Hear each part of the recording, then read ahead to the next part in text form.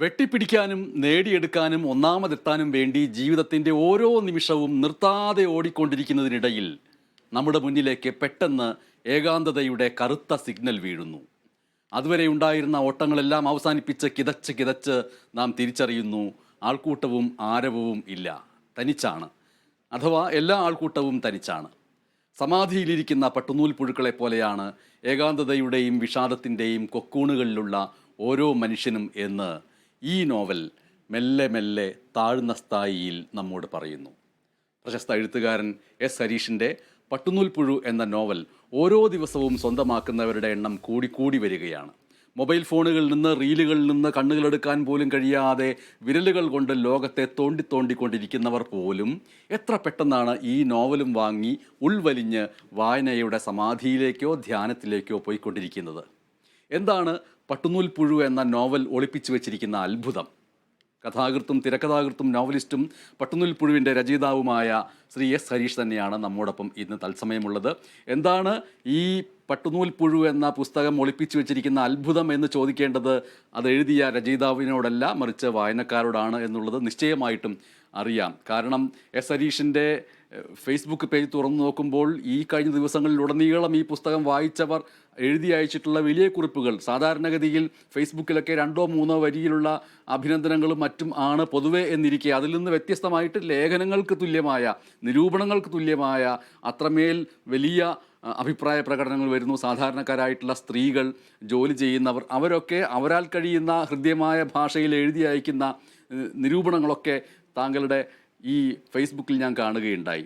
അതിൻ്റെ കൂടി അടിസ്ഥാനത്തിൽ അത്തരം പ്രതികരണങ്ങളൊക്കെ വായിക്കുകയും കേൾക്കുകയും ചെയ്യുന്നതിൻ്റെ അടിസ്ഥാനത്തിൽ എന്താണ് പട്ടുനൂൽ പുഴുവിൻ്റെ അത്ഭുതമെന്ന് ഞാൻ ഒന്നുകൂടി ചോദിക്കുകയാണ്.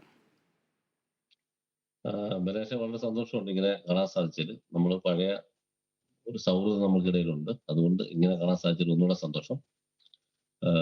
പട്ടുനൂൽ പുഴു ബലേഷ പറഞ്ഞ പോലെ ധാരാളം പേര് വായിക്കുന്നുണ്ട്, ധാരാളം പേര് അഭിപ്രായങ്ങൾ അറിയിക്കുന്നുണ്ട്. ഫോൺ വഴിയുണ്ട്, സോഷ്യൽ മീഡിയ വഴിയുണ്ട്.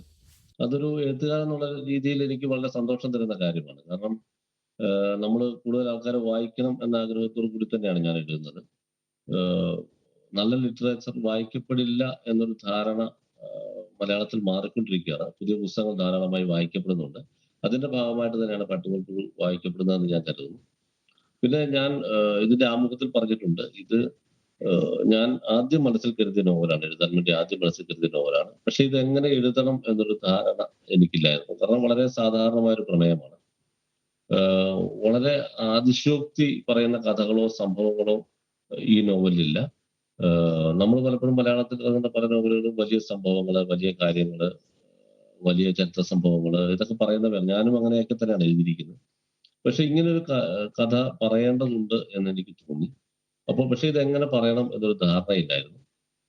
പതിയാണ് അതിലേക്ക് എങ്ങനെ എഴുതണം എന്നൊരു ധാരണയിലേക്ക് വന്നത്. ഇതിന്റെ ഭാഷ എങ്ങനെയായിരിക്കണം, ഇതിന്റെ ആഖ്യാനം എങ്ങനെയായിരിക്കണം എന്നതൊക്കെ കുറെ വർഷങ്ങൾ എടുത്ത് എന്റെ മനസ്സിൽ രൂപപ്പെട്ടു വന്നതാണ്. അതുകൊണ്ട് തന്നെ എന്റെ മറ്റ് പുസ്തകങ്ങളിൽ നിന്ന് വ്യത്യസ്തമാണ് പട്ടുനൂൽ പുഴു എന്ന് ഞാൻ കരുതുന്നു. വ്യത്യാസങ്ങളൊക്കെ വായനക്കാരാണ് തീർച്ചയായിട്ടും പറയേണ്ടത്.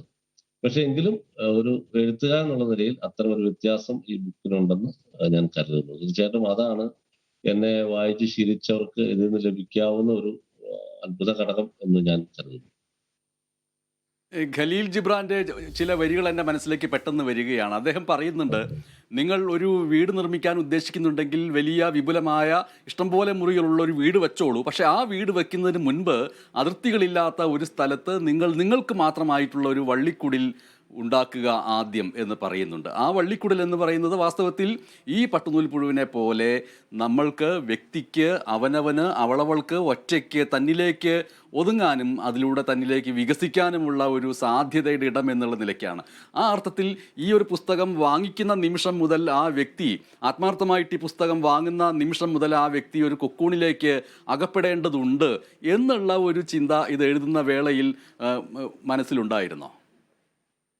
അഭിലാഷ തീർച്ചയായിട്ടും ഉണ്ട്. കാരണം എന്നെ സംബന്ധിച്ച് ഏകാന്തത വളരെ പ്രധാനപ്പെട്ട കാര്യമാണെന്ന് കരുതുന്ന ഒരാളാണ് ഞാൻ. എനിക്ക് മാത്രമല്ല, എല്ലാ മനുഷ്യർക്കും ഏകാന്തത പ്രധാനമാണെന്ന് കരുതുന്നു. എന്നെ സംബന്ധിച്ച് ചെറുപ്പം മുതലേ അത് എന്റെ കൂടെയുണ്ട്. ഏകാന്തത, ഒറ്റപ്പെടൽ. ഒരു വളരെ ഇൻട്രോവേർട്ടായ ഒരു ആളായിരുന്നു ഞാൻ. പിന്നെ അത് കുറേശ്ശെ നമ്മുടെ ജീവിത സാഹചര്യം അനുസരിച്ച് പലപ്പോഴും ബോധപൂർവ്വം നമ്മൾ മാറ്റിയെടുത്താണ്. എങ്കിലും നമ്മുടെ ഉള്ളിൽ ആ മനുഷ്യൻ ഉറങ്ങിക്കിടപ്പുണ്ടെന്ന് തന്നെയാണ് ഞാൻ കരുതുന്നത്. ഇൻട്രോവേർട്ട് ആയ ഒരാൾ കിടപ്പുണ്ടെന്നാണ് കരുതുന്നത്. കൂടുതൽ ഇൻട്രോവേർട്ട് ആണ് അല്ലെങ്കിൽ കൂടുതൽ ഇൻട്രോവേർട്ട് ആകുന്നത് നമ്മളെ വിഷമിപ്പിക്കുന്ന ഒരു കാര്യമാണ്. പക്ഷെ അതോടൊപ്പം നമുക്ക് വേറെ തരത്തിലുള്ള ആനന്ദങ്ങൾ നൽകുകയും ചെയ്യുന്ന ഒരു കാര്യമാണ്. നമ്മൾ ഉള്ളിലേക്ക് നോക്കുക, സ്വയം സംസാരിക്കുക, സ്വയം പറയുക തുടങ്ങിയ കാര്യങ്ങൾ. അത് വളരെ പ്രധാനമാണെന്ന് തോന്നുന്നു ഒരു മനുഷ്യനെ സംബന്ധിച്ച്. കൂടുതൽ ആലോചിക്കാനും എന്നെ സംബന്ധിച്ചൊരു ആൾക്കൂട്ടത്തിൽ നിന്ന് ഊർജ്ജം ലഭിക്കുന്ന ഒരാളല്ല ഞാൻ. ഏഹ് സാധാരണ ഒരുപാട് പേർക്ക് ആൾക്കൂട്ടത്തെ കാണുമ്പോൾ അല്ലെങ്കിൽ ആൾക്കൂട്ടത്തിനൊപ്പം ഇരിക്കുമ്പോൾ ഒരു വേദിയിൽ ഇരിക്കുമ്പോൾ വളരെയധികം ഊർജ്ജം ലഭിക്കുന്നതാണ് കണ്ടിട്ടുണ്ട്. പക്ഷെ എന്നെ സംബന്ധിച്ച് ഒരു ആൾക്കൂട്ടത്തിൽ ഊർജ്ജം ചോർന്നു പോകുന്ന ഒരാളാണ് ഞാൻ. മറിച്ച് തന്നെ ഇരിക്കുമ്പോഴാണ് എനിക്ക് ഊർജ്ജം കൂടുതൽ ലഭിക്കുന്നത്. അതെല്ലാം കൂടിയാണ് ഈ എഴുത്തിന്റെ ഒരു പ്രേരണ. തീർച്ചയായിട്ടും വായനക്കാരനും ആ ഒരു തരത്തിലേക്ക് സ്വയം ഉള്ളിലേക്ക് നോക്കുന്ന ഒരു തരത്തിലേക്ക് വരണമെന്ന് എനിക്കിത് എഴുതുമ്പോൾ ആഗ്രഹമുണ്ടായത്. എഴുത്ത് പ്രത്യേകിച്ചും അല്ലെങ്കിൽ വായന തന്നെയുള്ള ഒരു പ്രവൃത്തിയാണ്. നമ്മൾ പുസ്തകം വായിക്കുമ്പോൾ ആ പുസ്തകവും നമ്മളും മാത്രമേ ഉള്ളൂ. അത് തീർച്ചയായിട്ടും ഒരു ഏകാന്തമായ പ്രവൃത്തിയാണ്. ആ ഏകാന്തതയിലേക്ക് വായനക്കാരൻ എത്തിപ്പെടുമ്പോഴേ നമ്മൾ പറയുന്നത് എന്താണ് അല്ലെങ്കിൽ നമ്മുടെ ഉള്ളിലേക്കും അയാൾ കയറുകയുള്ളൂ. സമാന ഹൃദയരെ കണ്ടെത്തുന്ന പരിപാടിയാണല്ലോ സാഹിത്യം എന്ന് നമ്മൾ പറയുന്നത്. ആ ഒരു സമാന ഹൃദയരെ കണ്ടെത്താൻ തീർച്ചയായിട്ടും ആ ഏകാന്തത ആവശ്യമാണെന്ന് തന്നെയാണ് ഞാൻ കരുതുന്നത്. വായനകൾ അഭിപ്രായങ്ങളിൽ നിന്ന് മനസ്സിലാകുന്നു അത് തന്നെയാണ്. ആൾക്കാർ ആ തരത്തിലാണ് അതിനെ ഉൾക്കൊണ്ടെന്നാണ് മനസ്സിലാക്കുന്നത്. മീശയും ആഗസ്റ്റ് 17 ആ രണ്ട് പുസ്തകങ്ങൾ ഇതിന് മുന്നോടിയായിട്ട് വന്നിട്ടുണ്ട്. സ്വാഭാവികമായിട്ടും ആ രണ്ട് പുസ്തകങ്ങളുടെ ഒരു തുടർച്ച എന്നുള്ളതിലേക്കാണോ ഈ പുസ്തകം വായിക്കേണ്ടത്, ആ രണ്ട് പുസ്തകങ്ങളെ മറന്നിട്ട് പ്രത്യേകമായൊരു പുസ്തകമായിട്ടാണോ വായിക്കേണ്ടത് എന്നൊക്കെ പലതരത്തിൽ വായനക്കാർ അവരുടെ മനസ്സിൽ അത്തരം വിചാരങ്ങൾ ഉണ്ടായിട്ടുണ്ടാവും. ഈ രണ്ട് പുസ്തകങ്ങളും കാണാത്ത വായനക്കാരും ആദ്യമായിട്ട് എസ് ഹരീഷിൻ്റെ ആദ്യത്തെ പുസ്തകം എന്നുള്ളതിലേക്ക് എന്നുള്ള നിലയ്ക്ക് ഈ പുസ്തകത്തെ കണ്ട് അതിലേക്ക് വരുന്ന വായനക്കാരും ഉണ്ടാവും. എങ്കിലും ഈ ഒരു പുസ്തകത്തിലേക്ക് എത്തിപ്പെടുക, അതിലേക്കുള്ള അവസരം ഒരുക്കുക, അതിനുള്ള അന്തരീക്ഷം ഒരുക്കുക എന്നുള്ള ലക്ഷ്യമായിരുന്നോ വാസ്തവത്തിൽ ഈ പുസ്തകത്തേക്കാൾ കുറച്ചുകൂടി ശബ്ദത്തിൽ രാഷ്ട്രീയം, പരോക്ഷ രാഷ്ട്രീയവും പ്രത്യക്ഷ രാഷ്ട്രീയവും ഒക്കെ പറയുന്ന മീശയും ഓഗസ്റ്റ് 17 എഴുതുന്നു. അങ്ങനെ തൻ്റേതായ ഒരു വായനാ സമൂഹത്തെ സൃഷ്ടിച്ചെടുക്കുന്നു. അതിനുശേഷം ശരിക്കും എഴുതാൻ ആഗ്രഹിച്ച പുസ്തകത്തിൻ്റെ അന്തരീക്ഷം ഒരുക്കപ്പെട്ടു എന്ന് മനസ്സിലാക്കിയിട്ട് ഇതാണ് ഒരർത്ഥത്തിൽ എൻ്റെ ആത്മനിഷ്ഠമായ നോവലെന്ന് പറയാവുന്ന ഒന്ന് എന്നുള്ള രീതിയിലേക്കാണോ ഈ ഒരു വരവ്? അങ്ങനെയല്ല വിനേഷ. നമ്മൾ പദ്ധതിയിട്ട് ചെയ്യുന്ന കാര്യങ്ങളല്ല ഇതൊന്നും. പ്ലാൻ ചെയ്ത് ചെയ്യുന്നതല്ല. ഈ നമ്മൾ ക്രമേണ നമ്മുടെ വായന കൊണ്ടും നമ്മൾ കാണുന്ന മനുഷ്യരെ കൊണ്ടും നമ്മൾ കാണുന്ന സ്ഥലങ്ങൾ കൊണ്ട് ഇതെല്ലാം നമ്മളെ മാറ്റുന്നുണ്ട്. ഈ മാറ്റമെല്ലാം നമ്മുടെ എഴുത്തിൽ തീർച്ചയായിട്ടും വരും. അപ്പോൾ നമ്മൾ ക്രമേണ നമ്മൾ എന്ന എഴുത്തുകാരൻ മാറി മാറി വരികയാണ്. നമ്മുടെ എഴുത്തിനെ കുറിച്ചുള്ള സങ്കല്പം മാറുകയാണ്. ഇപ്പോ മീശി എഴുതിയപ്പോൾ അതിനകത്ത് ഒരുപാട് കഥാപാത്രങ്ങൾ ഉണ്ടായിരുന്നു, ഒരുപാട് ലൗഡായ സംഭവങ്ങൾ ഉണ്ടായിരുന്നു, ഒരുപാട് ചരിത്ര പുരുഷന്മാർ കയറി വന്നിരുന്നു. ആഗസ്റ്റ് 17 എഴുതിയപ്പോഴും ഏറെക്കുറെ അങ്ങനെ തന്നെയായിരുന്നു. പക്ഷെ ക്രമേണ എന്റെ വായനയുടെ സ്വഭാവം മാറി വന്നു.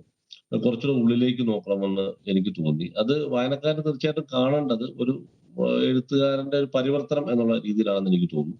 പൂർണ്ണമായിട്ടും മാറാൻ നമുക്ക് സാധിക്കില്ല. ലോകത്തിൽ ആർക്കും സാധിക്കില്ല. നമ്മുടെ കഴിഞ്ഞ എഴുത്തിന്റെ തുടർച്ച തന്നെയാണ് ഈ എഴുത്ത്. അതിന് കുറെ മാറ്റങ്ങൾ ഉണ്ടാകുന്നു എന്നുള്ളതേ ഉള്ളൂ. നമ്മൾ പരിവർത്തനപ്പെടുന്നു എന്നുള്ളതേ ഉള്ളതാണ് എനിക്ക് തോന്നുന്നത്. അല്ലാതെ അതിനെ നമുക്ക് പൂർണ്ണമായിട്ടും മാറ്റി വെക്കാൻ പറ്റില്ല. കാരണം അതില്ലെങ്കിൽ ഇന്നത്തെ എഴുത്തുണ്ടാകില്ല. മീശയും ആഗസ്റ്റ് 17 എഴുതിയതാണ് എനിക്ക് ഇത് എഴുതാനുള്ള ബലം തന്നത് തീർച്ചയായിട്ടും. അല്ലാതെ നമ്മളിതൊരു പദ്ധതിയിട്ട് നടക്കുന്ന കാര്യമല്ല. ക്രമേണ നമ്മുടെ എഴുത്തിൽ സംഭവിക്കുന്ന സ്വഭാവ മാറ്റങ്ങളാണ്. ഇത് മിക്കവാറും എഴുത്തുകാർക്കെല്ലാം സംഭവിക്കുന്ന ഒരു കാര്യമാണ്. അവർ നമ്മുടെ എഴുത്തിന്റെ ഒരു കാലഘട്ടം കടന്നു പോകുന്നു, അടുത്ത ഘട്ടത്തിലേക്ക് നമ്മൾ പ്രവേശിക്കുന്നു. നമുക്ക് കൂടുതൽ നല്ലതെന്ന് തോന്നുന്ന എഴുതാൻ നമ്മൾ ശ്രമിക്കുന്നു. അതാണ് കാര്യം. സാധാരണ രീതിയിൽ ഒരു പുസ്തകത്തിൻ്റെ മുഖചിത്രം കാണുമ്പോൾ അതിൻ്റെ തലക്കെട്ട് കാണുമ്പോൾ കാവ്യാത്മകമായിട്ടുള്ള മനസ്സുള്ളവരെ സംബന്ധിച്ചിട്ട് ആ നോവൽ വായിക്കാതെ തന്നെ കുറേ നേരം അതിൻ്റെ മുഖചിത്രത്തിലേക്ക് നോക്കിയിരിക്കാൻ തോന്നും. അതിൻ്റെ ശീർഷകത്തെക്കുറിച്ച് വിചാരപ്പെടാൻ തോന്നും. അങ്ങനെ ശീർഷകത്തെക്കുറിച്ച് വിചാരപ്പെടാൻ തോന്നുമ്പോൾ പട്ടുനൂൽ പുഴു എന്നുള്ള വാക്ക് കേൾക്കുമ്പോൾ സ്വാഭാവികമായിട്ടും പണ്ട് സ്കൂളിൽ പഠിച്ചിട്ടുള്ള കൊക്കൂണിൻ്റെ കഥ വരുന്നു. പട്ടുനൂൽ പുഴു സമാധിയിരിക്കുന്നതിനെക്കുറിച്ചുള്ള ഓർമ്മകൾ വന്നേക്കാം. അത് പിന്നീട് വലിയ അലങ്കാര വസ്ത്രങ്ങളായിട്ട് മാറുന്നതിൻ്റെയും വർണ്ണാഭമായിട്ടുള്ള നമ്മുടെ ജീവിതത്തിൻ്റെ നാണം മറക്കലുകളിലേക്കൊക്കെ എത്തിപ്പെടുകയൊക്കെ ചെയ്യും. അപ്പോൾ ഈ പട്ടുനൂൽ പുഴു സമാധിയിലിരിക്കുന്ന ഒന്നിനെ ആ സമാധിസ്ഥമായ അവസ്ഥയിൽ ചൂടുവെള്ളത്തിലേക്ക് ഇടുന്നു, അതിനെ കൊലപ്പെടുത്തുന്നു. അതിൽ നിന്ന് ജീവിതത്തിൻ്റെ നഗ്നതയെ ആഡംബരത്തോടു കൂടി മറയ്ക്കുന്ന വസ്ത്രങ്ങൾ ഉണ്ടാക്കുന്നു ഒരു ഭാഗത്ത്. അപ്പോൾ അതിനകത്തുള്ള ധ്യാനം, സമാധി എന്ന് പറയുന്ന കാര്യങ്ങൾ, ഏകാന്തത, ഈ പട്ടുനൂൽ പുഴു എന്നുള്ള ഒരു പ്രതീകം മനസ്സിൽ കിടന്ന് അലട്ടിയിട്ടുണ്ടോ, അതോ ഇത് എഴുതപ്പെട്ട് വന്നതിനിടയിൽ അത് സംഭവിച്ചതാണോ? എഴുതപ്പെട്ട് വന്നതിനിടയിൽ സംഭവിച്ച ഒരു കാര്യമാണ്. ഇതിന്റെ തലക്കെട്ടിനെ കുറിച്ചും കവറിനെ കുറിച്ചും ഒരു കാര്യം പറഞ്ഞോട്ടെ. കാരണം എന്റെ സുഹൃത്തുക്കൾ പലപ്പോഴും കളിയാക്കാറുണ്ട്. ഒരു നോവലിന് പേരിടുന്ന കാര്യത്തിൽ ഞാൻ വളരെ പുറകിലാണെന്ന് പറഞ്ഞ് പലപ്പോഴും കളിയാക്കാറുണ്ട്. കാരണം മീശ എന്ന് പറഞ്ഞ പേര് സാധാരണഗതിയിൽ ആരും നോവലിടുന്ന പേരല്ല. ആഗസ്റ്റ് 17 സാധാരണഗതിയിൽ ആരും നോവലിടുന്ന പേരല്ല. അപ്പോൾ ഞാൻ എപ്പോഴും പേരിടാൻ വളരെ ബുദ്ധിമുട്ടാറുണ്ട്. പക്ഷെ പട്ടുതൽപ്പുഴുവിന്റെ പേര് ഞാൻ എഴുതി വരുന്ന അവസാനമായപ്പോഴാണ് എനിക്ക് ലഭിക്കുന്നത്. കാരണം എന്താന്ന് പറഞ്ഞാൽ ഇതിലത്തെ കഥാപാത്രങ്ങൾ തീർച്ചയായിട്ടും ഒരു കുക്കുടനെ പോലെ ഒറ്റപ്പെട്ട് കഴിയുന്നവരാണ്. അതിന്റെ ദുരിതം പേറുന്നവരാണ്. അങ്ങനത്തെ പുഴുക്കള് ഈ പറഞ്ഞ പോലെ ഗണേഷ് പറഞ്ഞതുപോലെ പലപ്പോഴും അത് അവിടെ തന്നെ തീരാറാണ് പതിവ്. അവിടുന്ന് നാണം മറയ്ക്കുന്ന തുണി നാരുകളായി മാറുകയാണ് പതിവ്. പക്ഷെ അപൂർവം ചിലതിന് മാത്രം ചില പുഴുക്കൾക്ക് മാത്രം ശലഭമാകാൻ ഭാഗ്യം ലഭിച്ചേക്കാം. നമുക്ക് ഒരുറപ്പുമില്ല അതിന്.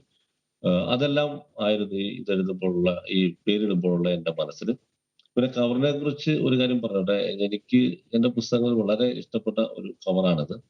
കാരണം ഇത് അഭിലാഷ് ചാക്കോ എന്ന് പറഞ്ഞ എന്റെ ഒരു ചെറുപ്പകാലത്ത് പഴയ ഒരു സുഹൃത്താണ്. അദ്ദേഹം ഇപ്പോൾ ഖത്തറിൽ ഈ ഫിഫ വേൾഡ് കപ്പിന്റെ ഒക്കെ സൂനിയറൊക്കെ നിർമ്മിക്കുന്ന ഒരാളായിരുന്നു. അതിന്റെ കമ്മിറ്റിയിലൊക്കെ ഉള്ള ആളായിരുന്നു. അദ്ദേഹമാണ് കവർ തയ്യാറാക്കിയത്. അപ്പോൾ ഇത് വായിക്കാൻ കൊടുത്തു. അപ്പം അദ്ദേഹത്തിന്റെ ജീവിതത്തിൽ ഒരു പ്രധാനപ്പെട്ട സംഭവമായി, ദുഃഖകരമായ ഒരു സംഭവമായി അദ്ദേഹത്തിന് ഇത് സാമ്യം തോന്നി. അതുകൊണ്ടാണ് അദ്ദേഹം ഇങ്ങനെ ഒരു കവർ വരച്ചത്. അത് വളരെ നന്നായെന്ന് എനിക്ക് തോന്നുന്നു.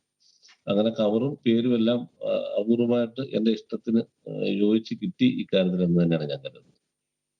അത് മാത്രമല്ല, മലയാള സാഹിത്യത്തെ സംബന്ധിച്ചിട്ട് വളരെ പ്രധാനപ്പെട്ട ഒരു ഒരു മാറ്റം ഈ പുസ്തകം സൃഷ്ടിക്കാൻ സാധ്യതയുണ്ട്, അല്ലെങ്കിൽ ഇപ്പോൾ തന്നെ സൃഷ്ടിച്ചു എന്ന് പറയാമെന്നും തോന്നുന്നു. അതിലേറ്റവും പ്രധാനപ്പെട്ട കാര്യം, സമീപകാലങ്ങളിൽ ആഘോഷിക്കപ്പെടുന്ന മിക്കവാറും നോവലുകൾ ഏതെങ്കിലും ഒരു ചരിത്രപരതയിൽ നിന്ന് സംഭവങ്ങളെ അടിസ്ഥാനപ്പെടുത്തി നിറയെ സംഘർഷാത്മകമായിട്ടുള്ള സംഭവഗതികളിലൂടെയൊക്കെ പോവുകയും ഇതിഹാസങ്ങളിലേക്ക്, ചരിത്രങ്ങളിലേക്ക്, അതിൻ്റെ വ്യാഖ്യാനങ്ങളിലേക്ക്, അതിൻ്റെ സമകാലികതയിലേക്കൊക്കെ പോകുന്ന രീതിയിലുള്ള നോവലുകളുടെ വലിയൊരു പെരുപ്പം ഇക്കാലത്തുണ്ടായിട്ടുണ്ട്.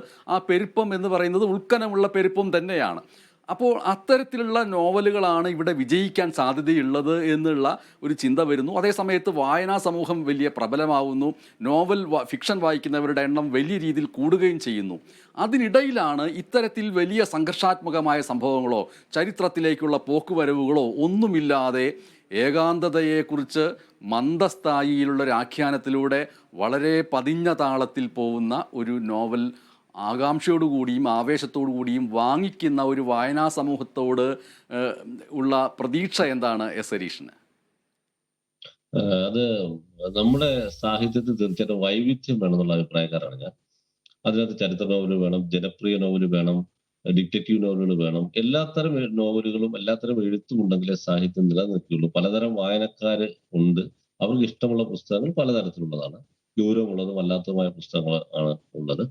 അക്കൂട്ടത്തിൽ നമുക്ക് അധികം ഇല്ലാതിരുന്ന ഒരു പുസ്തകങ്ങളുടെ വിഭാഗമായിരുന്നു താഴ്ന്ന സ്ഥായിലുള്ള പുസ്തകങ്ങൾ, അധികം ഒച്ച കേൾപ്പിക്കാത്ത പുസ്തകങ്ങൾ. അതായത് ബിനേഷ് പറഞ്ഞ പോലെ വലിയ ചരിത്ര സംഭവങ്ങളെ കുറിച്ച് പറയുക, വലിയ വലിയ സംഭവങ്ങൾ, വലിയ ചരിത്ര പുരുഷന്മാർ, പുരാണങ്ങൾ, അതിലേക്ക് പോവുക, ഇങ്ങനെയുള്ള വലിയ വലിയ കാര്യങ്ങളിലേക്ക് പോവുക, വലിപ്പം തോന്നിപ്പിക്കുക. സംഭവങ്ങളുടെ വലിപ്പമാണ് ഞാൻ പറയുന്നത്. വലിയ കഥാപാത്രങ്ങൾ, വലിയ അമാനുഷരായ കഥാപാത്രങ്ങൾ, ഇതെല്ലാം ഉണ്ടാകുക, ഇതൊക്കെ ഉണ്ടായിരുന്നു. പക്ഷെ അതോടൊപ്പം തന്നെ ഈ താഴ്ന്ന സ്ഥായിലുള്ള ഒച്ച കേൾപ്പിക്കാത്ത മനുഷ്യരുടെ കഥകൾ പറയുന്നത് അധികമില്ലായിരുന്നു. പ്രത്യേകിച്ചും നമ്മുടെ ചുറ്റുപാട് എന്നുള്ള കഥകൾ പറയുന്നത്, നമ്മുടെ ചുറ്റുപാട് അല്ലെ നമ്മുടെ ചുറ്റുമുള്ള ജീവിതം കഥയ്ക്ക് പറ്റിയതാണോ, എഴുത്തിന് പറ്റിയതാണോ എന്നുള്ള സംശയം പോലും നമുക്കുള്ളതായിട്ട് എനിക്ക് പലപ്പോഴും തോന്നിയിട്ടുണ്ട്. നമ്മുടെ ചുറ്റുമുള്ള സാധാരണ മനുഷ്യരുടെ ജീവിതം, അതിനകത്ത് പലപ്പോഴും അസാധാരണത്വമൊന്നും നമുക്ക് തോന്നിയില്ലെന്നിരിക്കും. പക്ഷെ അസാധാരണത്വം ഇല്ലെന്ന് തോന്നിയാൽ പോലും അതിലും കഥ നമുക്ക് പറയാനുണ്ട്. അവരുടെ ജീവിതത്തിലും പറയാനുണ്ട്. കുറച്ചുകൂടെ ഒച്ച കേൾപ്പിക്കാത്ത രീതിയിൽ കഥ പറയാം എന്നൊക്കെയാണ് ഇത് എഴുതിയപ്പോൾ ഞാൻ വിചാരിച്ചത്. കാരണം ഇത് എന്റെ എഴുത്തിനോടുള്ള ഒരു ചോദ്യം ചെയ്യൽ തന്നെയായിരുന്നു തീർച്ചയായിട്ടും. കാരണം ഞാൻ ഇതിനു മുമ്പ് എഴുതിയത് പലതും മുമ്പേ പറഞ്ഞതുപോലെ തന്നെ വലിപ്പമുള്ള ക്യാരക്ടേഴ്സും വലിയ വലിയ സംഭവങ്ങളും ഓരോ പേജിലും സംഭവങ്ങളുടെ നിരയും ഒരുപാട് കഥാപാത്രങ്ങളും എല്ലാം നിറഞ്ഞതായിരുന്നു. കുറച്ച് കഴിഞ്ഞപ്പോൾ അതിൽ നിന്ന് മാറി നിൽക്കണമെന്ന് എനിക്ക് തോന്നി. മാറി നിൽക്കണം എന്ന് പറഞ്ഞാൽ എന്റെ വായനയുടെയും പിൽക്കാല അനുഭവങ്ങളുടെയും ഫലമായിട്ടാണ് അങ്ങനെ തോന്നിയത്. കുറച്ചുകൂടി എഴുത്ത് കുറച്ചുകൂടി ആന്തരികമാകണം, കുറച്ചുകൂടെ ഉള്ളിലേക്ക് നോക്കണം, നമ്മളെ കുറിച്ച് സംസാരിക്കണം, ഒരു സ്വയം സംസാരം പോലെ, ആത്മകഥം പോലെ ആകണം എന്ന് എനിക്ക് തോന്നി. അത് അങ്ങനെയാണ് ഈ എഴുത്ത് വരുന്നത്. അത് ആളുകൾ ഏറ്റെടുത്താൽ വളരെ സന്തോഷം. കാരണം പലപ്പോഴും എനിക്ക് ഇപ്പോൾ ഇഷ്ടപ്പെട്ട എഴുത്ത് പലപ്പോഴും ഇങ്ങനെയുള്ള എഴുത്താണ്. ഞാൻ പലപ്പോഴും കുറച്ച് എങ്കിലും വിദേശ സാഹിത്യം വായിക്കുമ്പോൾ, ലോക സാഹിത്യം വായിക്കുമ്പോൾ എന്റെ മനസ്സിലേക്ക് കൂടുതലായിട്ട് കയറുന്നത് ഇപ്പോൾ എന്റെ വായനയ്ക്ക് പറ്റിയ പുസ്തകം എന്ന് തോന്നുന്നത് ഇത്തരം പുസ്തകങ്ങളാണ്. അതുകൊണ്ട് അത്തരത്തിലുള്ള എഴുത്ത് മലയാളത്തിൽ വന്നാലും വളരെ സന്തോഷം. എനിക്കത് സന്തോഷമുണ്ട്. ഈ ഒരു വൈചിത്ര്യം ഒരു പക്ഷേ എസ് ഹരീഷിൻ്റെ മീശയും ആഗസ്റ്റ് 17 വായിക്കാത്ത സാധാരണക്കാരായിട്ടുള്ള വ്യക്തികൾ പക്ഷേ പ്രേക്ഷകർ എന്നുള്ള നിലയ്ക്ക് ഇപ്പം ജല്ലിക്കെട്ട് എസ് ഹരീഷിലൂടെ വരുന്ന ജല്ലിക്കെട്ട്, അതിനുശേഷം എസ് ഹരീഷിലൂടെ വരുന്ന നൻപകൽ നേരത്ത് മയക്കം, ഒന്നിൽ അതിവേഗം മറ്റൊന്നിൽ ഏകാന്തതയുടെ വലിയ ലാൻഡ്സ്കേപ്പുകൾ, നിശബ്ദത, ഇതൊക്കെ വരുന്നുണ്ട്. ഇതിൻ്റെ തന്നെ ഒരു തുടർച്ച ഒരർത്ഥത്തിൽ ഈ നോവൽ എടുക്കുമ്പോഴും നിറയെ സ്ഥലങ്ങൾ ഒഴിഞ്ഞു കിടക്കുന്നുണ്ട്. ഒരു ചായ കൊടുക്കുന്ന രംഗം പോലും വിവരിക്കപ്പെടുന്നത് ആവർത്തിക്കപ്പെടുന്ന രീതിയിൽ അത് നമ്മളൊരു നിശ്ചല സ്ഥലത്ത് നിന്നിട്ട് ചായയ്ക്ക് ഇത്രയധികം ഒരു ഇടമുണ്ടായിരുന്നോ? ഒരു ചായ കൈമാറുക എന്ന് പറയുന്നത് ഒരു ജീവിത പ്രക്രിയയിലെ വളരെ പ്രധാനപ്പെട്ട നിമിഷങ്ങളാണ്. അത് എത്ര നീണ്ടു നിന്നു എന്നതിനേക്കാൾ ഉപരി എന്നൊക്കെ തോന്നിപ്പിക്കാനും അതിൽ അഭിരമിക്കാനും കഴിയുന്ന രീതിയിൽ ഏകാന്തത ഒരു കുറ്റകൃത്യമല്ല, ഏകാന്തത തന്നെ തിരിച്ചറിയാനുള്ള ആത്മാവിൻ്റെ ഒരു പരീക്ഷണമാണ് എന്നൊക്കെ മനസ്സിലാക്കാൻ കഴിയുന്ന രീതിയിലുള്ള വലിയ നിർവൃതിയിലൂടെ പോകാൻ കഴിയുന്നു എന്നുള്ളതാണ് ഈ പുസ്തകത്തിൻ്റെ ഏറ്റവും വലിയ പ്രത്യേകതയായിട്ട് ഞാൻ എൻ്റെ വായനാനുഭവത്തിൽ മനസ്സിലാക്കിയിട്ടുള്ളത്. ഹരീഷേ, ഞാൻ എൻ്റെ വ്യക്തിപരമായിട്ടുള്ള ഒരു കൗതുകം ഞാൻ പറയുകയാണ്. ഒരു പുസ്തകം എനിക്ക് വാങ്ങണം എന്ന് തോന്നിയാൽ ഞാൻ ചെയ്യുന്ന ഒരു കിറുക്ക് നിറഞ്ഞ ഒരു കാര്യമെന്ന് പറയുന്നത് പുസ്തകശാലയിൽ പോകുന്നു, ആ പുസ്തകം കയ്യിലെടുക്കുന്നു, അതിനുശേഷം കണ്ണടച്ച് ഏതെങ്കിലും ഒരു പേജ് തുറക്കുന്നു, ഏതെങ്കിലും ഒരു താൾ തുറന്നിട്ട് അപ്പോൾ കാണുന്ന അധ്യായം ആ വായനശാലയിൽ നിന്ന് വായിക്കുന്നു. അത് എങ്ങനെ എൻ്റെ ഹൃദയത്തിലേക്ക് കയറുന്നു എന്നതുകൂടി അനുസരിച്ചിരിക്കും ആ പുസ്തകം ഞാൻ വാങ്ങുക എന്ന് പറയുന്നത്. അപ്പോൾ എൻ്റെ ഒരു കിറുക്ക് എന്ന് പറയുന്നത്, ഞാനിത് ഈ പുസ്തകം കയ്യിലെടുത്ത് ആദ്യം തുറന്നപ്പോൾ വായനശാലയിൽ വെച്ച് DC ബുക്സ് ആണല്ലോ ഈ പുസ്തകം പ്രസിദ്ധീകരിച്ചത്, അവിടെ വെച്ച് ഞാൻ എടുത്തപ്പോൾ അധ്യായം 17 എൻ്റെ മുമ്പിലേക്ക് വന്നത്. അതിൽ ലൈബ്രറിയനായിട്ട് ജോലി ചെയ്യണം എന്നുള്ള കാര്യം ഒരു കഥാപാത്രം മറ്റൊരു കഥാപാത്രത്തോട് പറയുന്നത്, നീ ഇങ്ങനെ വെറുതെ ഇരുന്നാൽ പോരാ, ലൈബ്രറിയനായി അഭിനയിക്കണം എന്നാണ് പറയുന്നത്. അപ്പോൾ ലൈബ്രറിയനായിട്ട് ജോലി ചെയ്യണം എന്നുള്ളതിനെ ലൈബ്രറിയനായിട്ട് അഭിനയിക്കണം എന്ന് പറയുന്നതിലൂടെ ആ ഒറ്റ വരിയിൽ നിന്ന് ആ മുഴുവൻ അധ്യായവും അവിടെ നിന്ന് സൗജന്യമായിട്ട് വായിക്കുകയും അതിനുശേഷം പുസ്തകം വില കൊടുത്ത് ഞാൻ വാങ്ങുകയുമാണ് ചെയ്തത്. അപ്പോൾ അതിൻ്റെ തുടർച്ച ഞാൻ ചില ഭാഗങ്ങളൊന്ന് വായിക്കുകയാണ്. ഈ കസേരയിലിരിക്കുന്ന കണ്ടാൽ ലൈബ്രറിയനാണ് എന്ന് ആൾക്കാർക്ക് മനസ്സിലാകില്ലേ? സാംസൺ ചോദിച്ചു. എന്തിനാണ് ആ കസേര? അതിൽ തന്നെ ഇരിക്കുന്നത് എന്തുകൊണ്ടാണ്? സ്റ്റേജിന് പകരമാണ് കസേര. അവിടെ ഇരുന്ന് ലൈബ്രറിയനായി അഭിനയിക്കണം. ആളുകൾ ആ സ്ഥാനത്തെയാണ് കാണുന്നത്. നീ കോടതി കണ്ടിട്ടുണ്ടോ? പാപ്പുട്ടി ചോദിച്ചു. ഇല്ല. എന്നാൽ കാണണം. ഒരു മനുഷ്യൻ പ്രത്യേക കസേരയിൽ വേഷപ്രച്ഛന്നനായിരുന്ന ജഡ്ജിയായി അഭിനയിക്കുന്നു. ബ്രിട്ടീഷുകാരുടെ കാലത്ത് അവരുടെ തലയിൽ കൃത്രിമ മുടി കൂടി വെച്ച രൂപം മാറ്റുമായിരുന്നു. അയാൾ സാധാരണ പാൻറ്റും ഷർട്ടും ഇട്ട് ചന്തയിൽ മത്തി വാങ്ങാൻ പോയാൽ അന്നേരം ജഡ്ജിയല്ല. പോലീസുകാരാണെങ്കിൽ നാടകത്തിലേതുപോലെ പ്രത്യേക കോസ്റ്റ്യൂം ഇട്ടാണ് അഭിനയിക്കുന്നത്. പോലീസ് സ്റ്റേഷനും ഒരു സ്റ്റേജാണ്. ഒരു SI സാധാരണ മട്ടിൽ പെരുമാറിയാൽ ആരെങ്കിലും അംഗീകരിക്കുമോ? പക്ഷെ അയാൾ അഭിനയിക്കാതെ പറഞ്ഞിരിക്കുന്ന ജോലി ചെയ്താൽ പോരെ? അങ്ങനെയല്ല, അഭിനയമാണ് അയാളുടെ ജോലി. പോലീസുകാരനായി അഭിനയിക്കുന്നതിനാണ് അയാൾക്ക് സർക്കാർ ശമ്പളം കൊടുക്കുന്നത്. എന്നിങ്ങനെ ജഡ്ജി വേഷങ്ങൾ ധരിച്ച് അഭിനയിക്കുന്നു. ആ വേഷമാണ് അയാളുടെ ഉത്തരവുകൾക്ക് ശക്തി കൊടുക്കുന്നത്. പോലീസിൻ്റെ കാക്കിയും വടിയുമാണ്, ആ വേഷപ്രജ്ഞതയാണ് അയാളുടെ നിയമത്തെ നടപ്പാക്കുന്നതിനെ സാധൂകരിക്കുന്നത് എന്ന് പറയുന്ന, ഈ ലോകം ഒരു അരങ്ങാണ് എന്നും അതിലെ കഥാപാത്രങ്ങളാണ് നമ്മൾ എന്ന് പറയുന്നതിനെ മറ്റൊരു രീതിയിൽ കൊണ്ടുപോകുന്ന ഈ ഭാഗമാണ് ഈ പുസ്തകത്തിലേക്ക് പെട്ടെന്ന് തന്നെ പ്രകോപിപ്പിക്കുന്നത്. ആ അർത്ഥത്തിൽ എസ് ഹരീഷിന് വായനക്കാർക്ക് പ്രിയപ്പെടാൻ സാധ്യതയുള്ളത് എന്ന് തോന്നിപ്പിക്കുന്ന ചില ഭാഗങ്ങൾ ഒരു നോവലിസ്റ്റ് എന്ന നിലയിൽ വായിക്കാമോ? നിർത്താൻ തോന്നുമ്പോൾ പറഞ്ഞോളെ, നിർത്താൻ തോന്നുന്നു. വിജയൻ ആനിയെ നോക്കി ചിരിച്ചു. അവളും ചിരിച്ചു. ആദ്യമായാണ് അവർ വേറെ ആരുമില്ലാതെ തനിച്ചൊരു സ്ഥലത്ത് ഒന്നിച്ചു വരുന്നത്. അവൾ ഒരാളുമായി ഇങ്ങനെ മുഖാമുഖം ഇരിക്കുന്നതും ആദ്യമായാണ്.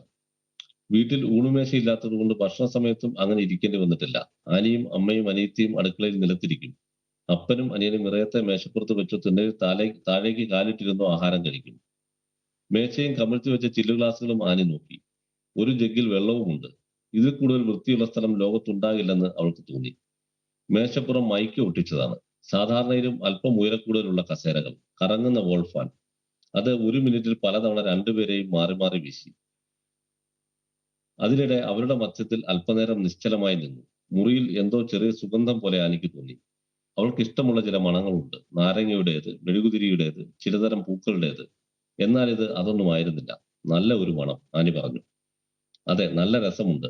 ഞാൻ നേരത്തെ ഇവിടെ വന്നിട്ടുണ്ട്. അന്നേരമൊന്നും ഈ മണം കിട്ടിയിട്ടില്ല, വിജയനും പറഞ്ഞു.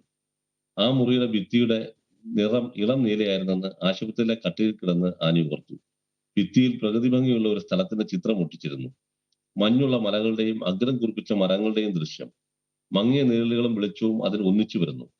ആ സാധാരണ ചിത്രം വളരെ ഭംഗിയുള്ളതായി അവൾക്കപ്പോൾ തോന്നി. കാശ്മീരാണ്. അവളത് നോക്കുന്നത് കണ്ട് വിജയം പറഞ്ഞു. ദേവദാരു മരങ്ങളാണത്. ദേവദാരു. അവൾ അങ്ങനെ പേര് അപ്പോഴാണ് കേൾക്കുന്നത്.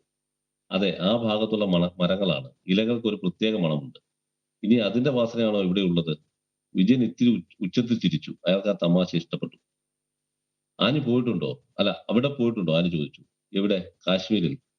അതൊത്തിരി ദൂരെയാണ്, ഹിമാലയത്തിനടുത്ത്. ട്രെയിനിൽ കയറി ഒരുപാട് ദിവസം ഇരിക്കണം. എന്നെങ്കിലും പോകാൻ പറ്റിയാൽ നമുക്ക് ഒന്നിച്ചു പോകാം. ആനി വിജയന്റെ മുഖത്തേക്ക് സൂക്ഷിച്ചു നോക്കി. ആണുങ്ങൾ അങ്ങനെ ഒരിക്കലും പാലിക്കാത്ത പല വാഗ്ദാനങ്ങൾ നൽകുമെന്ന് അവൾ കേട്ടിട്ടുണ്ട്. എന്നാലും അവൾക്ക് ചെറുതല്ലാത്ത സന്തോഷം തോന്നി. വലിയ കാര്യങ്ങൾ ഒരു സ്ത്രീയോട് ആണുങ്ങൾ പറയുന്നുണ്ടെങ്കിൽ അവർ ആ സ്ത്രീയെ വലുതായി വിലമതിക്കുന്നുണ്ട്. ഒരിക്കലും സാധിക്കാത്ത ആ വലിയ കാര്യത്തേക്കാൾ വലുതായിരിക്കും അയാളുടെ ഉള്ളിൽ ആനി. ഇത്രയും അടുത്ത് വിജയന്റെ മുഖം അവൾ ആദ്യമായി കാണുകയാണ്. കാറ്റ് അയാളുടെ ഷർട്ടിന്റെ കോളറും മുടിയും ചെറുതായി അനക്കി. കട്ടി കുറഞ്ഞ പുരികവും ചെറിയ കണ്ണുകളും അവളെയും ശ്രദ്ധയോടെ നോക്കുകയാണ്. മുന്നിലെ ഒരു മുടി തരച്ചിരിക്കുന്നത് ആനി കണ്ടുപിടിച്ചു. ദേ, ഒരു മുടി വെളുത്തിരിക്കുന്നു. എവിടെ? അയാൾ അങ്ങനെ ഒരു കാര്യം ഇതുവരെ മനസ്സിലാക്കിയിട്ടില്ല. ദേ ഇവിടെ, വയസ്സനായി. അവൾ തൊട്ട് കാണിച്ചു. ടെൻഷൻ കാരണമായിരുന്നു നരച്ചത്. എന്തിനാണ് ടെൻഷൻ? നേരം വെളുക്കുമ്പോൾ മുതലുള്ള ഓട്ടമല്ലേ. കട്ട്ലറ്റും കാപ്പിയും വിജയൻ ഒരു വട്ടം കൂടി ഓർഡർ ചെയ്തു. വെയിറ്റർ 2 തവണ അവിടെ വന്നതും പോയതും ആനി അറിഞ്ഞില്ല. സാധാരണ അവർ സംസാരിക്കുന്നത് ആര് കണ്ടാലും അവൾ പരിഭ്രമിക്കാറുള്ളതാണ്. ചതുരമുറിക്ക് പുറത്ത് മണിക്കൂറുകൾ നീങ്ങുകയും സന്ധ്യയോട് അടുക്കുകയും ചെയ്തു. അവർക്ക് പക്ഷേ ഇപ്പോഴവിടെ ഇരുന്നതേ ഉള്ളൂ എന്ന് തോന്നി. ഇടയ്ക്ക് അവർ കുറച്ചുനേരം സംസാരിക്കാതിരുന്നു. പോയാലോ? ആനി ചോദിച്ചു. അമ്മ വഴക്ക് പറയും. അന്നേരം അയാൾ കല്യാണം ഉടനെ നടത്തുമെന്ന് പറഞ്ഞു. ഇയാൾ നേരിട്ട് പ്രേമം പറയാതെയാണോ കല്യാണം പറയുന്നതെന്ന് ആനി ചിന്തിച്ചു. ചെറുപ്പത്തിലെ അമ്മ മരിച്ചുപോയ കുട്ടിയാണ് അയാൾ. സ്നേഹം അനുഭവിച്ചിട്ടില്ല. അത് കിട്ടാൻ എങ്ങനെ പരിശ്രമിക്കണമെന്നും അറിഞ്ഞുകൂടാ. ആരുടെ കല്യാണം? അവൾ അജ്ഞാനം നടിച്ച് വെറുതെ കളിപ്പിക്കാൻ ചോദിച്ചു. അയാൾ അതിന് മറുപടി കൊടുത്തില്ല. ഇനി എന്തിനാണ് താമസിപ്പിക്കുന്നത്? കാത്തിരിക്കേണ്ട കാര്യമുണ്ടോ എന്ന് പറഞ്ഞു. ആർക്കാണ് കാത്തിരിക്കാൻ വയ്യാത്തത്? എനിക്ക് കുഴപ്പമില്ല, ആനി എല്ലാ കാമുകിമാരെയും പോലെ പറഞ്ഞു. എനിക്ക് കുഴപ്പമുണ്ട്, ചിരിച്ചുകൊണ്ട് അയാൾ പറഞ്ഞു. അവർ രണ്ടുപേരും ചിരിച്ചു. ഒന്നിച്ച് മുറിയിൽ നിന്നിറങ്ങി, ഒന്നിച്ച് സ്റ്റെയർകേസ് ഇറങ്ങി. അവിടെ ഹോട്ടലിന്റെ വലിയ ഹാളിൽ നിറയെ ആളുകൾ ഉണ്ടായിരുന്നു. വൈകുന്നേരം ഒറ്റയ്ക്കൊരു കാപ്പി കുടിക്കാൻ കയറിയവർ, സുഹൃത്തുക്കളുമായി മേശ നിറഞ്ഞിരിക്കുന്നവർ, അപൂർവമായി കുടുംബത്തോടൊപ്പം വന്നവർ. ഇരുവശവുമുള്ള മേശകൾക്കിടയിലൂടെ ആനിയും വിജയനും പുറത്തേക്ക് നടന്നു. എല്ലാവരും അവരെ നോക്കി. ഇത്രയും സന്തോഷം അനുഭവിക്കുന്ന 2 മുഖങ്ങൾ ഒന്നിച്ച് അവരൊക്കെ അപൂർവമായി കണ്ടിട്ടുള്ളൂ. ശരിക്കുമുള്ള പ്രേമം പരസ്പരം പറഞ്ഞ് അനുഭവിക്കുന്ന ആദ്യ നിമിഷങ്ങളിലായിരുന്നു അവർ രണ്ടുപേരും. ഈ നോവലിലെ ഇപ്പോൾ നിരവധി തവണ ആവർത്തിച്ച് സരീഷ് പറഞ്ഞ കഥാപാത്രമായിട്ടുള്ള ആനിയെ പ്രിയപ്പെടുന്നവരാണ് പല സ്ത്രീ വായനക്കാരും. അവരുടേതായിട്ടുള്ള പ്രതികരണങ്ങളും താങ്കളുടെ ഫേസ്ബുക്കിൽ ഞാൻ കാണുകയുണ്ടായി. ആനി പ്രധാനപ്പെട്ട കഥാപാത്രമായ 13 വയസ്സുള്ള സാംസയേക്കാൾ ഒരു പക്ഷേ ആനിയെ പ്രിയപ്പെടുന്ന വായനക്കാരും ഈ പുസ്തകത്തോടൊപ്പം ഉണ്ട് എന്നുള്ളതാണ്. ഇതിൽ ഒരു പ്രധാനപ്പെട്ട സംശയം എനിക്ക് വരുന്നത്, ഈ പുസ്തകത്തിൻ്റെ ഏറ്റവും ആദ്യം തന്നെ താങ്കൾ എഴുതിയിട്ടുണ്ട്, നോവലെഴുത്ത് എന്ന് പറയുന്നത് ഏറ്റവും ബുദ്ധിമുട്ടുള്ളതും വേദനയുണ്ടാക്കുന്നതുമായ പ്രവൃത്തിയാണ് എന്ന്. അതിൽ സാധാരണക്കാരായിട്ടുള്ള എല്ലാവരെയും സംബന്ധിച്ചിട്ടും വലിയൊരു കൗതുകമുണ്ടാകും. ഇപ്പോൾ ഇത്ര വലിപ്പമുള്ളൊരു നോവൽ എങ്ങനെ എഴുതി തീർത്തു? അത് പ്രാഥമികമായിട്ടുള്ളൊരു സംശയമാണ് എല്ലാവരുടെയും. പുസ്തകം എഴുതാത്തവരെ സംബന്ധിച്ചിട്ട് നോവലിസ്റ്റുകൾ ഇത്ര വലിയ പുസ്തകങ്ങൾ എങ്ങനെ എഴുതുന്നു എന്നുള്ള പ്രാഥമികമായിട്ടുള്ള കൗതുകം. പക്ഷേ ഇത് പട്ടുനൂൽപ്പുഴു പോലെയുള്ളൊരു പുസ്തകം എഴുതുമ്പോൾ അതിൻ്റെ തുടക്കം മുതൽ ഒടുക്കം വരെ തുടരുന്ന ഏകാന്തതയുടെ വലിയ ഒരു ചരട്, ആ ഏകാന്തതയ്ക്കൊപ്പം വിഷാദത്തിൻ്റെ മറ്റൊരു ചരട്, സാംസ എന്ന് പറയുന്ന 13 വയസ്സുകാരൻ്റെ ഇടുങ്ങിയ കാഴ്ചയിലൂടെ കാണുന്ന ലോകം, ആ ലോകം സാംസയിലേക്ക് ഇങ്ങോട്ട് കടന്നു കയറാൻ ശ്രമിക്കുന്നതിൻ്റെ വൈരുദ്ധ്യങ്ങൾ, ഇതെല്ലാം കൊണ്ടുപോകണം. അപ്പോൾ സരീഷിനെ സംബന്ധിച്ചിട്ട് സിനിമാ പ്രവർത്തനം ഒരു ഭാഗത്ത് സമാന്തരമായിട്ടുണ്ട്, മറ്റ് പൊതുലോകത്തിൻ്റെ വിളികളുണ്ട്, നിത്യജീവിതത്തിലെ യാത്രകളുണ്ട്. ഈ യാത്രകളിലേക്ക് പൊതുസമൂഹത്തിലേക്കൊക്കെ ഇടപഴകി പോയി കഴിഞ്ഞ് തിരിച്ച് ഒരു അധ്യായത്തിലേക്ക് എത്തുമ്പോൾ വീണ്ടും അതേ മനസ്സ് എങ്ങനെയാണ് സൂക്ഷിക്കാനൊക്കെ കഴിഞ്ഞിട്ടുള്ളത്? രചനാവേള, അതാണ് ഞാൻ ചോദിക്കുന്നത്. നോവലിന്റെ പ്രത്യേകത, നോവലിലെ കഥാപാത്രങ്ങൾ ഒരു 3-4 വർഷം നമ്മുടെ കൂടെ ഉണ്ടാകണം, അല്ലെങ്കിൽ കുറച്ചു കാലം നമ്മൾ എഴുതി തീർക്കുന്ന അത്രയും കാലം നമ്മളുടെ കൂടെ ഉണ്ടാകണം എന്നാണ്. അത് ഏത് കൃതി എഴുതുമ്പോഴും അങ്ങനെ തന്നെയാണ്. നമ്മളിപ്പോൾ പൊതുസമൂഹത്തിൽ ഇടപെടുന്നുണ്ടായിരിക്കും, നമ്മൾ വേറെ ജോലികൾ ചെയ്യുന്നുണ്ടായിരിക്കും. എങ്കിലും നമ്മോടൊപ്പം ഏതാണ്ട് മുഴുവൻ സമയം ഇവരുണ്ട്. ഇവർ നമുക്ക് വളരെ പ്രിയപ്പെട്ടവരാകുന്നുണ്ട്. ഇവരുടെ ഓരോ നീക്കങ്ങളും നമുക്കറിയാം. ഓരോ മനസ്സിന്റെ ഓരോ ചെറിയ ചലനങ്ങൾ പോലും നമുക്കറിയാം. അങ്ങനെയാണെങ്കിൽ മാത്രമേ ഒരു നോവൽ നമുക്ക് പൂർത്തിയാക്കാൻ സാധിക്കുകയുള്ളൂ എന്നാണ് എനിക്ക് തോന്നുന്നത്. അല്ലാതെ നമ്മൾ അതിന് ഒരു കുറച്ച് സമയം മാറ്റി വെച്ചിട്ട് തിരിച്ചതിലോട്ട് വരുമ്പോൾ ബലേഷ് പറഞ്ഞ പോലെ അതിന്റെ തുടർച്ച നമുക്ക് കിട്ടണമെന്നില്ല. പക്ഷേ നമുക്ക് ഒരു എഴുത്തുകാരൻ അതിനോട് ആ വിഷയത്തോട് ഒരു താല്പര്യം തോന്നിയാൽ, അതിന്റെ ഒരു ആവേശം നിലനിന്നാൽ തീർച്ചയായിട്ടും ഒരുപാട് കാലം ആ ക്യാരക്ടേഴ്സും സംഭവങ്ങളും എല്ലാം നമ്മളോട് കാണും. നമ്മളോടൊപ്പമാണ് അവർ വളരുന്നത്. അത് എഴുത്തിന്റെ ഒരു ഭാഗ്യം തന്നെയാണെന്നാണ് ഞാൻ വിചാരിക്കുന്നത്. എഴുത്തിന്റെ വേദനയും അതേസമയം അതിന്റെ ഒരു ആനന്ദവും ഉണ്ട്. അത് ബനേഷ് എഴുത്തുകാരാണ്, തീർച്ചയായിട്ടും അത് അറിയാമല്ലോ. അങ്ങനെയാണ് അതിന്റെ എഴുത്ത് പൂർത്തിയാക്കിയത്. നമ്മുടെ കൂടെ അവരുണ്ട്. അക്കാര്യത്തിൽ സംശയമില്ല നമുക്ക്. അവസാനമായി ഒരു ചെറിയ കുരുക്കുള്ളൊരു ചോദ്യമാണ്, അത് സ്വാഭാവിക ചോദ്യം കൂടിയാണ്. ഈ ഒരു പുസ്തകം എഴുതി കഴിഞ്ഞു. ഇപ്പോൾ ഈ പുസ്തകത്തെ പ്രിയപ്പെടുന്ന നിരവധി പേരെക്കുറിച്ച് ഞാൻ സൂചിപ്പിക്കുകയും ചെയ്തു. ആമസോണിൻ്റെ ബെസ്റ്റ് സെല്ലർ, ദേശീയ തലത്തിൽ ബെസ്റ്റ് സെല്ലർ പുസ്തകമായിട്ട് മാറുകയും ചെയ്തു. അപ്പോൾ നിരവധി പേർ ഈ പുസ്തകം വായിച്ചുകൊണ്ടിരിക്കുന്നു. ഈ പുസ്തകം വായിക്കുകയും ഈ പുസ്തകത്തിൻ്റെ അകത്തെ ആത്യന്തികമായ ഏകാന്തതയുടെ നന്മയും ഒക്കെ മനസ്സിലാക്കുകയും ചെയ്ത് ഹരീഷിനോട് പ്രിയപ്പെടുന്ന പുതിയ വായനാ സമൂഹം എങ്കിൽ ഹരീഷിൻ്റെ ആ മീശ കൂടി വായിച്ചാലോ എന്ന് തോന്നി മീശയിലേക്ക് എത്തുന്ന ഒരു പ്രേക്ഷകരെ കൂടി, വായനക്കാരെ കൂടി പ്രതീക്ഷിക്കുന്നുണ്ടോ? തീർച്ചയായിട്ടും ഉണ്ട്. കാരണം എന്താന്ന് പറഞ്ഞാൽ മീശ അത് ഇറങ്ങിയ സമയത്ത് ഒരുപാട് തെറ്റിദ്ധരിക്കപ്പെട്ട പുസ്തകമാണ്. ഒരുപാട് വിവാദങ്ങൾ അതിനെ ചുറ്റിപ്പറ്റി ഉണ്ടായി. കുറച്ചുപേര് അത് വായിക്കുന്നെന്ന് വെച്ചവരുണ്ട്. ഒരു പുസ്തകം വിവാദമായി കഴിഞ്ഞാൽ പിന്നെ അതിന്റെ വിവാദ മൂല്യം മാത്രമേ നിലനിൽക്കുകയുള്ളൂ ഒരുപാട് കാലത്തേക്ക്. മീശ പിന്നെ കൂടുതൽ വിറ്റഴിക്കപ്പെട്ടത് പോലും അതിന് വയലാർ അവാർഡും JCB അവാർഡും ഒക്കെ കിട്ടിയതിന് ശേഷമാണ്. വിവാദം പലപ്പോഴും അതിന്റെ വായനയെ തടസ്സപ്പെടുത്തും, നല്ല വായനയെ തടസ്സപ്പെടുത്തും. അതുകൊണ്ട് എന്റെ ഒരു ആഗ്രഹം, ബലേഷ് പറഞ്ഞത് എന്റെ മനസ്സിലുള്ള ഒരു ആഗ്രഹം തന്നെയാണ്. തീർച്ചയായിട്ടും പട്ടുൽപ്പുഴ വായിച്ചവര് ആഗസ്റ്റ് വിലയിലേക്കും മീശയിലേക്കും വരണമെന്നും അതിനെ വേറൊരു കാഴ്ചയിലൂടെ കാണണമെന്നും എനിക്ക് വളരെ ആഗ്രഹമുണ്ട്. കാരണം എല്ലാ പുസ്തകങ്ങളും നമുക്ക് തീർച്ചയായിട്ടും വളരെ പ്രിയപ്പെട്ടതാണ്. ഒരു പുസ്തകത്തിന്റെ വായന മറ്റൊരു പുസ്തകത്തെ സഹായിക്കുമെന്നത് പലപ്പോഴും നമ്മൾ കണ്ടിട്ടുണ്ട് പല എഴുത്തുകാരുടെ കാര്യത്തിൽ. ഇതിൽ എന്റെ ആഗ്രഹം അതാണ്. എന്തായാലും ഈ പുസ്തകത്തിൻ്റെ മുഖചിത്രത്തിൽ ഇങ്ങനെ പൂക്കൾ ഉതിർന്നു വീണുകൊണ്ടിരിക്കുന്നത് പോലെയുള്ള ചിത്രീകരിക്കപ്പെട്ടിട്ടുള്ള ഈ മുഖചിത്രം കാണുമ്പോൾ കേരളത്തിൻ്റെ ഒരു ഭൂപടം ഞാൻ മനസ്സിൽ കാണുകയാണ്. രാത്രിയാണ്. ആ ഭൂപടത്തിൽ മിന്നാമിനുങ്ങുകളെ പോലെ പട്ടുനൂൽ പുഴു വായിച്ചുകൊണ്ടിരിക്കുന്ന ആളുകളുടെ ദൃശ്യങ്ങൾ മാത്രം ഒരു ഹെലിക്യാമിലൂടെ കാണുന്ന കാഴ്ച ലാൻഡ്സ്കേപ്പിംഗ് മൂഡിൽ ഞാൻ കാണുകയാണ്. അങ്ങനെ വായനക്കാർ ഒരു പുസ്തകവുമായി കേരളത്തിൻ്റെയും ഈ രാജ്യത്തിൻ്റെയും പലയിടങ്ങളിൽ മലയാളികൾ വായിച്ചുകൊണ്ടിരിക്കുന്ന ആ ദൃശ്യം, അതിൻ്റെ എണ്ണം കൂടട്ടെ എന്ന് ആശംസിച്ചുകൊണ്ട് വളരെ നന്ദി. നമസ്കാരം. സന്തോഷം ബലേഷ്.